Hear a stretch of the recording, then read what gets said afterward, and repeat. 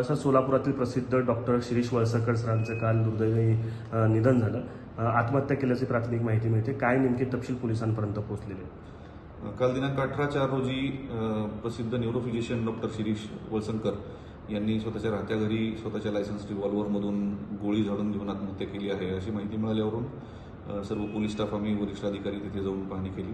त्यांनी त्यांच्या बेडरूममध्येच बाथरूममध्ये इनफॅक्ट बेडरूमच्या स्वतःला गोळी झाडून आत्महत्या केल्याचं निदर्शनास आलं आणि रात्री उशिरा डॉक्टरांनी त्यांना मयत घोषित केलेलं आहे.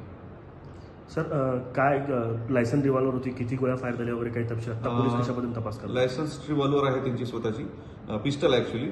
त्याच्यामध्ये एक गोळी पहिली त्यांची फायर करण्याचा प्रयत्न केला पण ती गोळी चालली नाही, मिसफायर झाली आणि त्यानंतर त्यांनी दुसरी गोळी झाडून घेतली. आपण काय काय तपशील तिथून आता घेतलेले फॉरेन्सिकच्या टीमला वगैरे पाचारण? हो, फॉरेन्सिक टीम पाचारण करून त्यातील सर्व तिथले पुरावे वगैरे हस्तगत करण्यात आलेले आहेत. आता सकाळी लवकरच PM अजून त्यांचं झालेलं नाही, PM सुरू आहे. त्यानंतर तपासामध्ये ज्या गोष्टी समोर येतील त्या आपल्याला वेळेत कळतीलच.